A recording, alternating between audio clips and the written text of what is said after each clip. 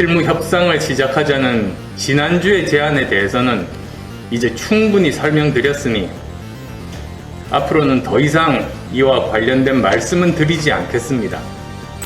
공연 시작을 기다리다 지친 관객들이 다 돌아가고 나면 뒤늦게 가왕 나훈아가 와도 한참 뜨는 임영웅이 와도 흥행은 실패할 수밖에 없습니다.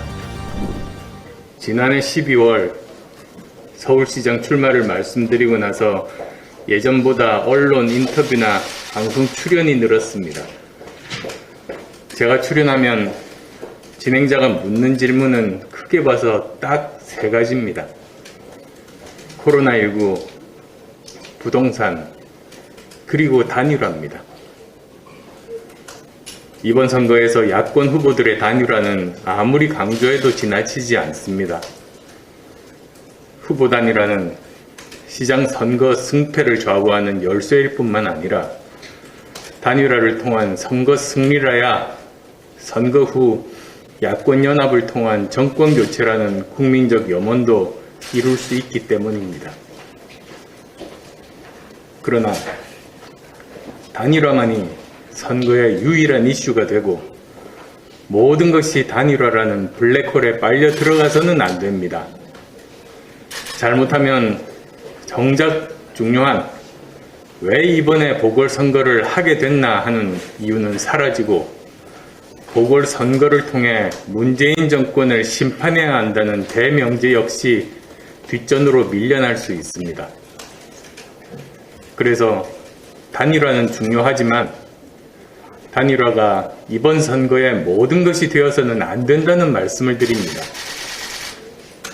제가 단일화 경선을 3월에 하더라도 실무 협상은 가능한 빠른 시기에 시작하는 것이 좋겠다고 제안한 것도 이런 이유 때문입니다.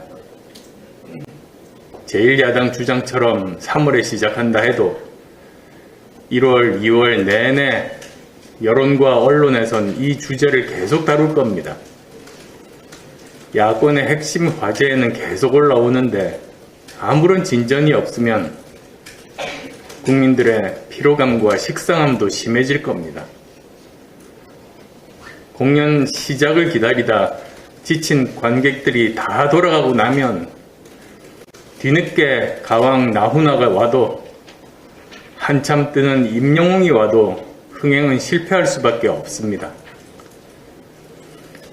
각자 후보 선출을 위한 경선 일정을 추진하고 공약과 비전 경쟁을 하는 동안 따로 실무 협상을 하는 투트랙 방식으로 진행한다면 우선 단일화 불발을 우려하는 야권 지지층을 안심시킬 수 있습니다.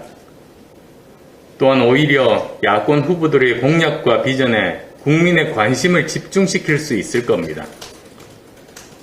그리고 단일화 방식에 대한 합의를 맞춰 놓으면 양당의 후보가 선출되는 대로 즉시 단일화 과정에 돌입할 수 있으니 일석삼조 아니겠습니까? 경선 진행에는 아무런 지장도 없는데 1, 2월을 그냥 보내며 굳이 3월에 부랴부랴 시간에 쫓기듯이 단일화 협상을 할 이유는 없다고 봅니다. 이것이 어찌 저를 위한 것이겠습니까?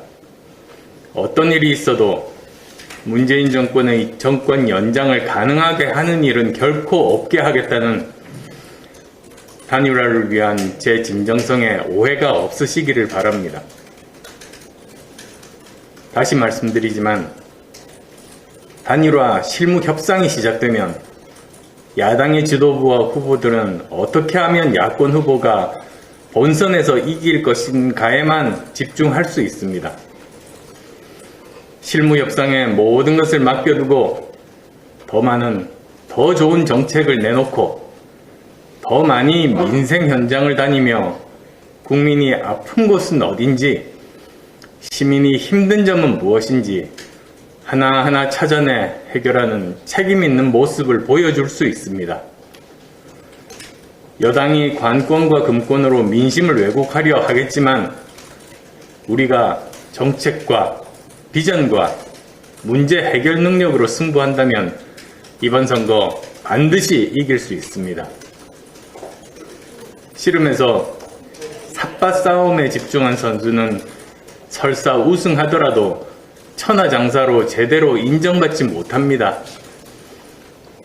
관중들은 그 선수가 이겼냐가 아니라 삿바 싸움 하느라 경기를 재미없게 만들었다는 것만 기억하기 때문입니다.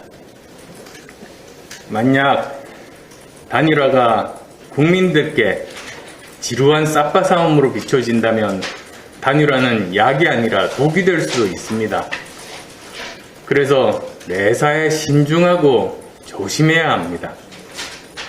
질 수도 없고 져서도 안 되는 선거에서 진다면 야권의 미래는 없습니다. 실무 협상을 시작하자는 지난주의 제안에 대해서는 이제 충분히 설명드렸으니 앞으로는 더 이상 이와 관련된 말씀은 드리지 않겠습니다. 이번 선거에서 야권이 반드시 이길 수 있도록 야권에 책임 있는 분들의 현명한 판단 기대하겠습니다.